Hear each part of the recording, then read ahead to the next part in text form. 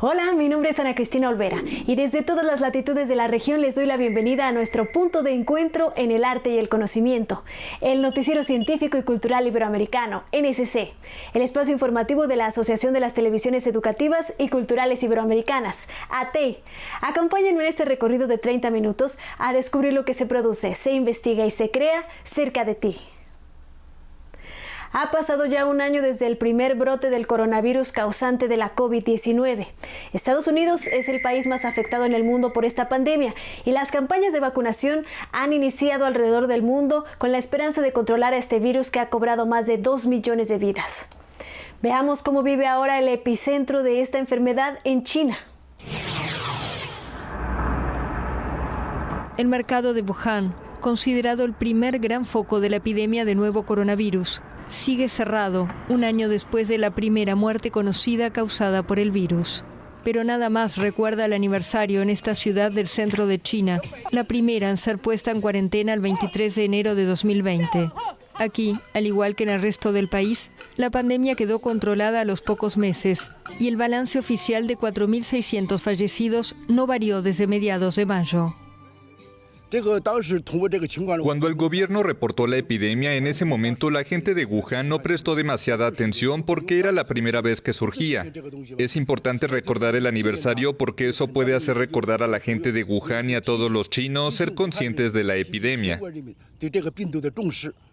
Un año después, la pandemia está fuera de control en todo el mundo y ha causado decenas de millones de enfermos y casi 2 millones de fallecidos. La economía mundial se desplomó y el combate al virus ha dado lugar a disputas y reproches entre países. Tras ser acusado de bloquear la investigación de la Organización Mundial de la Salud, China confirmó el lunes que esta semana llegará finalmente un equipo internacional para iniciar la investigación sobre el origen del virus. Según los virólogos, establecer este origen es vital para poder atajar futuros brotes rápidamente.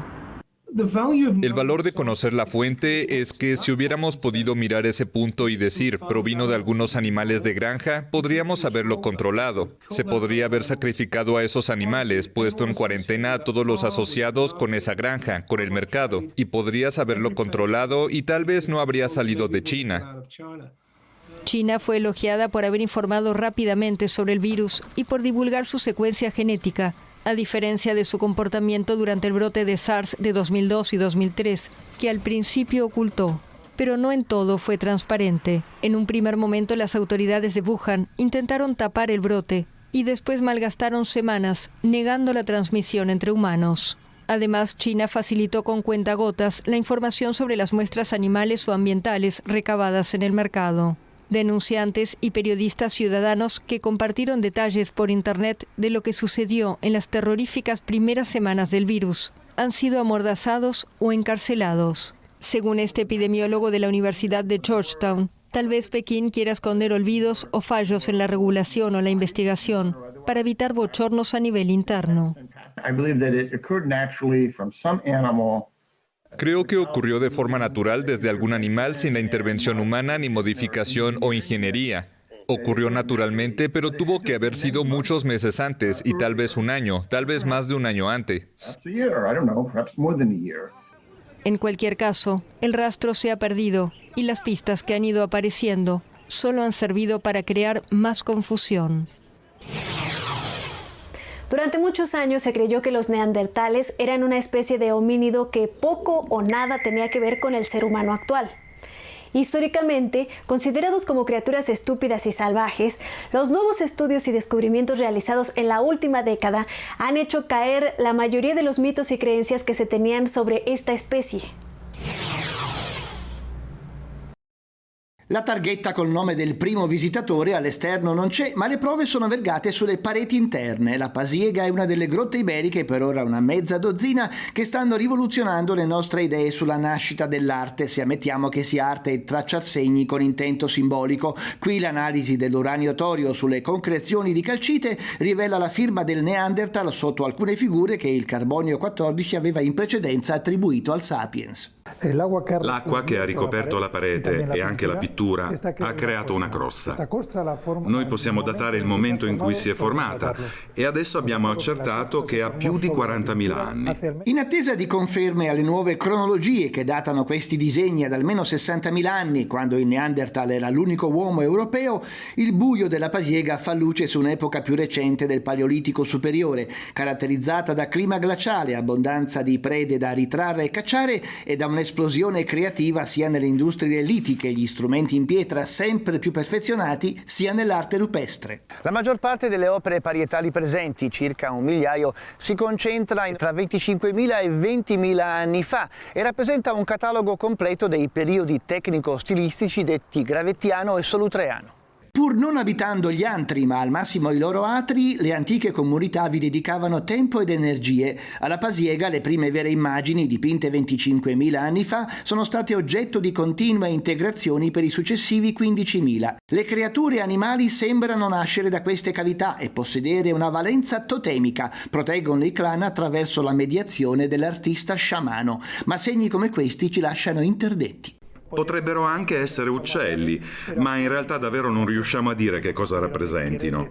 Dobbiamo limitarci a osservare che sono localizzati all'interno di cavità come queste, sopraelevate, e che sembrano associati con altri segni simili. Da quando a fine Ottocento la scienza ha iniziato a interessarsene, l'arte rupestre ha avuto varie interpretazioni influenzate anche dalla psicoanalisi. Oggi però c'è chi pensa che il ripetersi di questi motivi, spesso universali e sempre più stilizzati, rappresenti una sorta di alfabeto e il loro succedersi un racconto.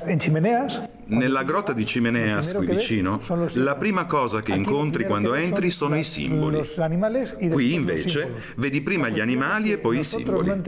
Il problema è che noi ignoriamo le ragioni di questa sequenza, ma loro lo sapevano. La Estación Espacial Internacional es una de las hazañas científicas más importantes de la historia. Más de 240 personas, incluidos 18 astronautas de la Agencia Espacial Europea, han vivido y trabajado en ella, llevando a cabo diversas investigaciones en distintos campos científicos. El 31 de octubre del año 2000 partían rumbo a la flamante y por entonces deshabitada Estación Espacial Internacional los cosmonautas rusos Sergei Krikalev y Yuri Gitsenko junto al astronauta estadounidense William Shepard. La misión del equipo, que llegó a la plataforma el 2 de noviembre y estuvo en el espacio durante 163 días, era el de prepararla para las futuras tripulaciones. Una experiencia que a distancia de 2 décadas aún sigue fresca en la memoria de sus protagonistas, como reconoce Krikalev. Este vuelo fue una experiencia muy intensa en nuestras vidas. Realmente nos dejó una impresión increíble que se grabó profundamente en nuestra memoria. Recordamos hasta el más mínimo detalle, cómo llegamos, cómo trabajamos. Desde ese primer viaje, la Estación Espacial Internacional no ha estado deshabitada ni un solo día, un tiempo en el que la plataforma ha cambiado significativamente. La estación ha crecido desde los 2 módulos que había cuando llegó la primera tripulación a los actuales 15 y no solo hay segmentos rusos y estadounidenses, sino también europeos y japoneses. El comercio ilegal de animales salvajes es un problema global y puede constituir una amenaza seria para la conservación del patrimonio natural y cultural de los pueblos del mundo en general y para las especies amenazadas en peligro de extinción en particular. Es por eso que en países como Guatemala se hacen importantes esfuerzos para su combate. El Consejo Nacional de Áreas Protegidas CONAP, junto a Antigua Exotic, un centro de rescate de reptiles y anfibios que trabaja en promover la conservación y protección de las especies nativas, realizaron la liberación de 304 animales silvestres en su hábitat natural, en Manchón Guamuchal, uno de los 7 humedales y sitios Ramsar más importantes de Guatemala, ubicado en la costa del Pacífico, cercano a la frontera con México. El día de hoy trajimos 304 animales para hacer la liberación más grande de animales en la costa sur y en la historia de Guatemala. Estos animales pasaron por un proceso de rehabilitación de más o menos 3 o 5 años, dependiendo de la temporada en la que llegaron. Afortunadamente los reptiles son fáciles de rehabilitar, son animales de instinto, no necesitamos hacer conductas ni modificar conductas, es únicamente recuperar la conducta de agresividad y de alimentación. Igual con las tortugas, igual con las iguanas, igual con las serpientes. El espécimen que yo tengo acá va a ser liberado en unos momentos acá dentro de la Reserva Natural Privada. Estos animales, que fueron decomisados y rescatados de la caza furtiva y tráfico ilegal, fueron puestos en libertad con el apoyo interinstitucional y multisectorial, donde participaron conservacionistas, científicos, veterinarios y voluntarios, quienes aportaron significativamente en esta liberación. La liberación de hoy fue un hito histórico en Guatemala. Normalmente solo se le presta atención a la parte norte del país. Esta parte, que es Manchón Guamuchal, es un sitio Ramsar, que es el humedal más grande de toda Centroamérica. Y he visto todas las amenazas que tiene: la tala de mangle, la depredación, las contaminaciones con la palma africana, en fin, una gran cantidad de, incluso incendios, de amenazas que tiene. Lamentablemente la cacería ilegal ha mermado sus poblaciones y en algunos casos ha extinto las poblaciones de algunas regiones. El caimán negro es uno de ellos. Los caimanes han sido traficados durante muchos años por su piel, por su carne y por personas que los venden como mascotas ilegales dentro y fuera de Guatemala. El tráfico ilegal de vida silvestre es una crisis mundial. Sigue creciendo en América Latina, al contar con 5 de los 10 países con mayor diversidad del planeta, amenazando la supervivencia de millones de especies.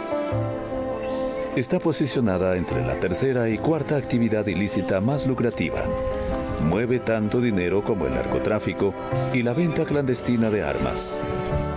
En el Informe Mundial sobre los Delitos contra la Vida Silvestre y los Bosques 2020 de la ONU, se estima que el comercio ilegal de vida silvestre mueve globalmente cerca de $20.000 millones anuales.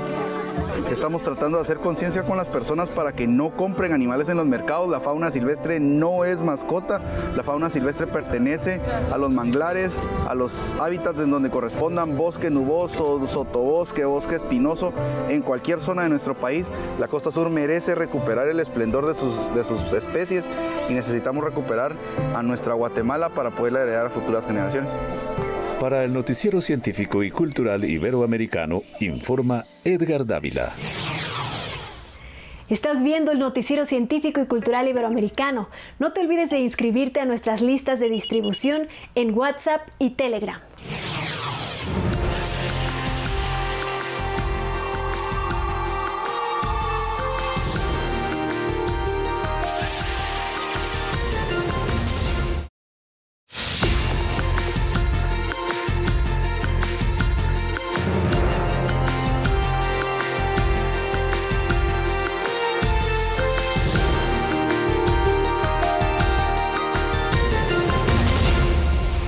La sequía es un periodo seco prolongado en el ciclo climático natural que puede ocurrir en cualquier parte del mundo.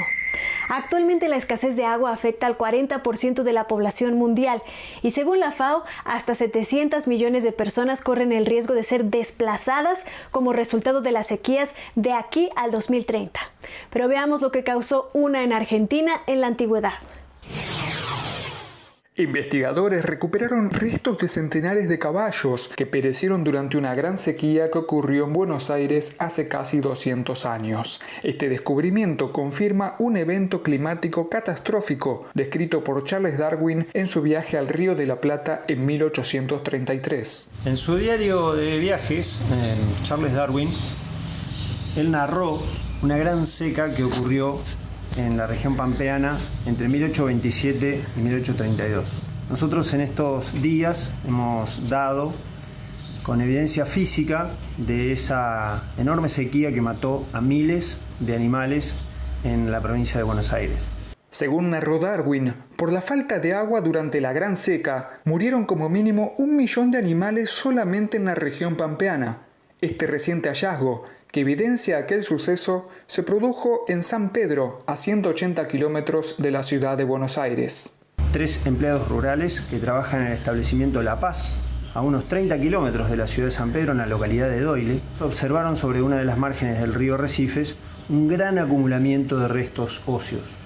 Le avisan al equipo del museo y ahí vamos a este lugar y vemos, realmente nos sorprendemos, porque es un acumulamiento muy grande que tiene unos 130 metros de longitud, en una capa de unos 80 centímetros, 90 centímetros, donde uno arriba del otro hay restos de caballos. En esa masa de piezas óseas Había caballos de diferentes edades y tamaños, unos arriba de los otros, en un espectáculo caótico que revelaba una muerte abrumadora, tal como Darwin había descrito hace casi 2 siglos.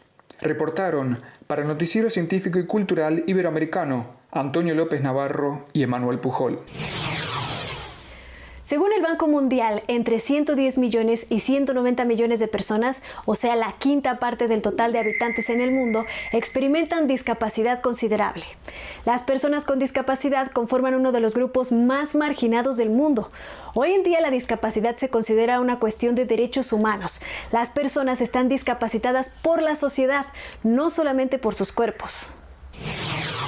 La Federación de Madres, Padres y Familias de Personas con Discapacidad de Honduras, FENAPAPEDISH, es una organización que promueve los derechos de sus hijos y familiares para lograr el respeto y la inclusión en la sociedad.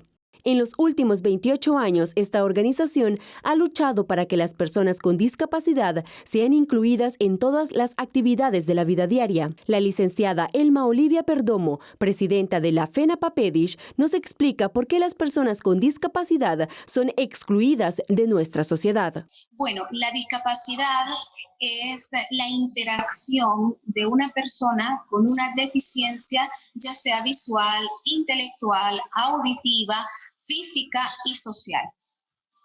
Entonces, cuando interactúa el ser humano con estas barreras de comunicación, de actitud, de la falta de aceptación de la gente, de la discapacidad y bueno, sobre todo con la infraestructura, entonces viene la discapacidad. Es cuando te dejan sin capacidad de ir a un banco por sí solo, por sí sola, hacer tus transacciones, que la ley te permita tener esa capacidad jurídica de recibir una herencia, de abrir una cuenta de banco, de casarte. Entonces, todo ese cúmulo, ¿verdad?, de barreras es lo que realmente agudiza tu discapacidad. Todo ser humano tiene igualdad de derechos y participaciones dentro de una sociedad. Por tal razón, al referirse a una persona con discapacidad, debe hacerlo de una manera respetuosa, cautelosa, sin ningún tipo de sobrenombre por su condición. La FENAPAPEDISH lucha y exige que los derechos de estas personas se cumplan. Asimismo, Perdomo recuerda que todos tenemos diferencias,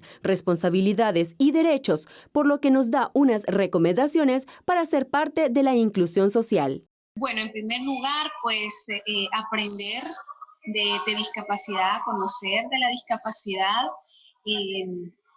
utilizar un lenguaje correcto en el abordaje de las personas con discapacidad, conocer de cómo podemos nosotros apoyar a las personas sin invadir su inclusión, ¿verdad?, sin invadir su autonomía, su independencia, ¿verdad?, facilitarle, hacer ajustes razonables, que son las adaptaciones en los trabajos, en las escuelas, en las casas, desde cada uno de los espacios de nuestra vida nosotros podemos aportar a esta inclusión. La FENAPAPEDISH exige a los hondureños el respeto e inclusión de las personas con discapacidad. Desde Honduras para el Noticiero Científico y Cultural Iberoamericano NSC, informó Andrea Torres de STVE. El cierre de los teatros, tan habitual en épocas pasadas, no se había producido a lo largo del pasado siglo XX, al menos no de manera generalizada ni tan siquiera durante las 2 guerras mundiales. Por lo tanto, todavía es difícil prever el impacto económico o la pérdida de tejido que sufrirá el sector tras los cierres por las medidas de contención de la COVID-19. Dependiendo del nivel de restricciones por el coronavirus y de la actitud de las autoridades locales, los centros culturales hacen todo lo posible para mantenerse a flote. A los teatros de Madrid les va mejor que a la mayoría del resto de España. Desde junio, cada noche, unas 100 personas han podido disfrutar de una representación de la ópera Don Giovanni en el Teatro Real. Eso sí, bajo el cumplimiento siempre de las medidas de seguridad. Y yo me siento segura, plenamente segura. Me parece que todo el entorno está muy bien cuidado y la verdad es que no tengo ningún problema en venir. Creo que con las mascarillas y los espacios libres, creo que hay suficiente seguridad. 1 millón de euros ha costado acondicionar las instalaciones para garantizar el cumplimiento de las medidas de seguridad establecidas por el COVID. Controles de temperatura, alfombrillas desinfectantes, más aseos y servicios de limpieza permanente. Para la orquesta se han instalado pantallas protectoras de plexiglas y se han reducido los asientos del público de las primeras filas para dotar de más espacio a los músicos.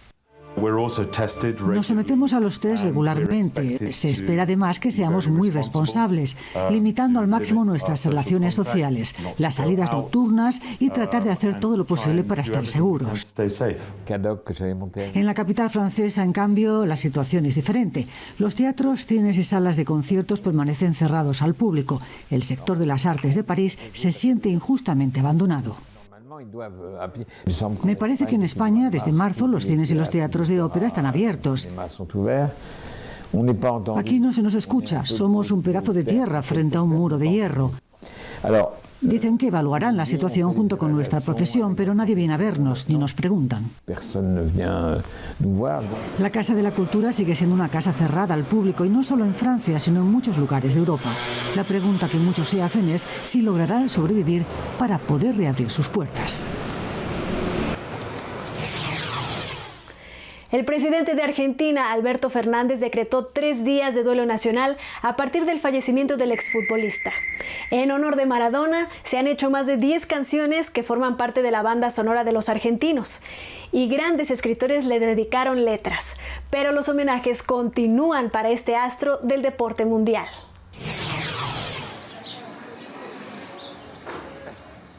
En este hospital llamado Evita, nacía hace 60 años, el 30 de octubre de 1960, Diego Armando Maradona. La calle donde se emplaza ha sido rebautizada a fin de 2020 con el nombre del mayor ídolo del fútbol argentino y uno de los principales del mundo.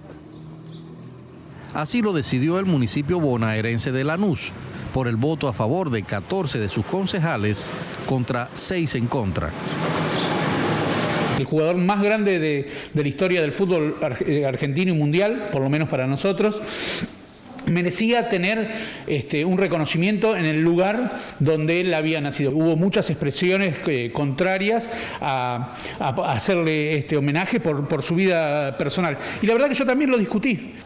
Esta no es la única calle que ha adoptado el nombre de Diego Armando Maradona en el último mes y medio. También el gobernador de la provincia de Buenos Aires, Axel Kicillof, decidió ponerle así al estadio Ciudad de la Plata, donde Maradona entrenó gimnasia y esgrima el último año de su vida. En San Fernando, otro municipio bonaerense, los concejales votaron por unanimidad bautizar Diego Armando Maradona a un nuevo túnel bajo las vías ferroviarias. Nos representa, ¿no?, como pueblo futbolero, Diego Armando Maradona, para todos los que fuimos contemporáneos a su juego, a su fútbol, fue muy importante, ¿no? Más allá de lo que fue futbolísticamente, digo, fue una persona que siempre tuvo una rebeldía. Pero no solo los políticos homenajean a Maradona. También hay vecinos que, de manera espontánea, pintan murales o pegan afiches para recordarlo.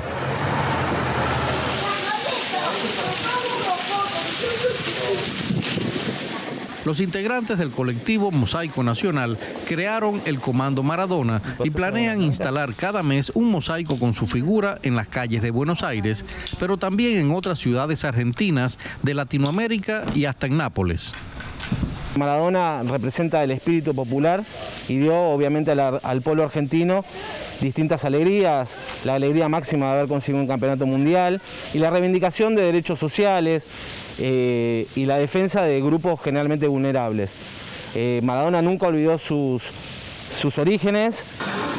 Y así las calles de toda Argentina se van decorando rápidamente con la imagen de Maradona. Diego Armando Maradona fue un mito viviente. Ahora que falleció hace más de un mes, ese mito va creciendo día a día, alimentado por el pueblo y las autoridades de Argentina. Gracias por habernos acompañado en este viaje informativo del Noticiero Científico y Cultural Iberoamericano, NSC. Este espacio de encuentro no sería posible sin la colaboración y las plataformas de los socios de AT y las agencias informativas AFP, EFE, Xinhua, Notimex, Euronews y la Deutsche Welle. Si quieren saber más, podemos estar comunicados a través de la web en noticiasnsc.com y las redes sociales. Nos encuentran como @NSC Iberoamérica en Twitter, Facebook, YouTube, Instagram y TikTok. Yo soy Ana Cristina Olvera y los espero en una próxima emisión.